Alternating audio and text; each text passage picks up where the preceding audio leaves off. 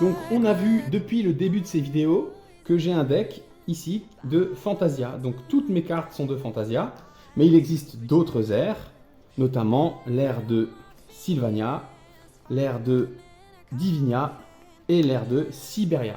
Donc chaque ère va avoir une autre spécificité qui va changer considérablement le déroulement de toutes les règles que vous venez d'entendre. Chaque ère a un pouvoir qui se déclenche dans une zone. L'ère de Siberia va avoir des exécutrices qui seront plus puissantes que les autres exécutrices. Une exécutrice de Siberia va avoir attaque multiple. Uniquement les exécutrices, bien sûr. Si on pose une séductrice de Siberia, elle n'a pas de pouvoir particulier par rapport aux autres séductrices. C'est uniquement les exécutrices de Siberia, puisqu'ils ont des lasers, ils ont des armes futuristes, hein, ils ont des armes 3.0. Les exécutrices de Siberia sont encore plus redoutables pour tuer leurs adversaires. Et pour représenter ça, on utilise l'attaque multiple. On va regarder le coût de la déesse ici. Là, par exemple, celle-ci, elle a 2. Et elle va avoir son attaque normale, la même que tout le monde, plus son coût en attaque supplémentaire. Donc celle-ci va avoir 2 autres attaques. Une exécutrice qui coûterait 1 va avoir son attaque de base, plus le 1, donc une attaque supplémentaire. Comme ça, elle aura 2 attaques. Et donc, vous allez faire ces attaques à tour de rôle. Vous allez attaquer une fois, l'adversaire va riposter s'il est toujours en vie. Ensuite, vous pouvez faire une deuxième attaque, voire même une troisième, voire même une quatrième attaque, hein, puisque une exécutrice de Siberia qui vaut 3 va avoir 4 attaques. Et donc, elle peut aller jusqu'à 4 attaques. Elle peut tuer potentiellement plusieurs déesses en un seul coup. Hein, puisque quand vous avez tué une déesse, vous avez le droit, si vous reste des attaques, de cibler une déesse à côté ou dans la voie centrale ailleurs. Sauf si c'est une déesse qui est cachée dans l'ombre. Hein. Si vous avez une déesse dans l'ombre en face, ici, si vous avez une déesse dans l'ombre, vous ne pourrez pas la cibler elle. Évidemment, c'est un des buts d'être dans l'ombre, c'est que vous êtes caché, on ne peut pas vous cibler. Donc voilà pour le fonctionnement des exécutrices de Siberia. Elles ont donc multi-attaques. Donc on va passer à Fantasia. Le pouvoir d'air de Fantasia, c'est un pouvoir de séduction qui ne concerne que les séductrices. Donc les séductrices de Fantasia, eh bien vous n'allez pas avoir le bonus d'un quartier comme tout le monde, une seule fois. Par exemple ici j'aurai un mana supplémentaire, j'aurai un souffle supplémentaire à tous les tours, comme on l'avait expliqué dans la vidéo sur le village. Mais au contraire, vous allez avoir le bonus autant de fois que vous avez de séductrices dans le quartier. Donc par exemple, si ici j'ai 3 séductrices, eh bien je vais avoir, au début de mon prochain tour, je vais avoir 3 manas gratuits qui se rajoutent à ma réserve de mana normale et habituelle. Si j'ai 3 séductrices, admettons, sur l'autel de prière, je vais pouvoir healer 3 blessures n'importe où sur mon playmat. Une blessure sur chaque déesse, sur 3 déesses différentes, ou alors sur la même déesse. Mais je peux healer 3 blessures en tout. Si j'ai 3 séductrices dans l'expiatoire, les humains de mon quartier vont maudire tellement les déesses adverses qu'elles vont vraiment se décomposer lentement, tomber en poussière, et je vais pouvoir leur enlever 3 points de vie à chaque tour. Donc c'est vraiment très puissant. Donc si vous jouez Siberia, vous avez vraiment envie d'aller ici parce qu'on l'a vu, les exécutrices, elles vont pouvoir quasiment raser la zone ici en un seul coup. Par contre pour les séductrices, c'est sûr que les séductrices de Fantasia sont encore plus dangereuses que toutes les autres séductrices des autres aires. Hein. Ensuite, on va avoir Sylvania qui est plus fort que les autres dans la vallée, hein, puisque là c'est normal, les créatures donc, de la forêt vont être plus forts donc, pour lancer des sorts.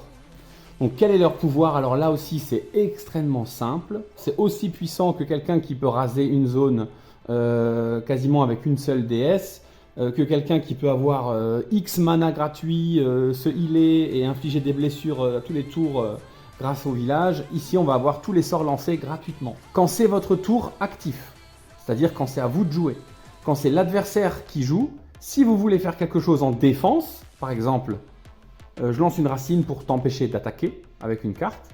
Là, il va falloir payer normalement. Mais pendant votre tour, tous les sorts sont gratuits. Ou même 2 comètes, par exemple, vous allez pouvoir les lancer gratuitement. Vous pouvez raser 2 zones complètes, donc autrement dit, quasiment vider le playmat de l'adversaire. Puisque c'est rare qu'il ait les 3 zones blindées. Donc voilà pour Sylvania, c'est la 3e ère. Donc eux, ils sont plus forts que les autres dans la vallée. Et la dernière ère, donc Divinia, eux, ils ne vont pas être plus forts que les autres dans une zone particulière, mais ils vont pouvoir aller partout et se téléporter. C'est la grande spécificité de Divinia. Alors, je ne l'ai pas rappelé encore une fois, mais bon, vous avez compris que les hustlers de Sylvania vont pouvoir lancer des sorts gratuitement. Alors que ici, c'est les séductrices qui vont être plus puissantes. Ici, c'est les exécutrices qui vont être plus puissantes. Et chez Divinia, eh bien, c'est tout simplement les dominatrices, la dernière classe qu'on n'a pas encore vue, puisque les 3 autres sont ici. La dernière classe, les dominatrices, vont être plus puissantes que toutes les autres dominatrices, puisque les dominatrices de Divinia vont pouvoir se téléporter à chaque tour une fois gratuitement, sans être fatiguées. Donc les dominatrices peuvent venir ici.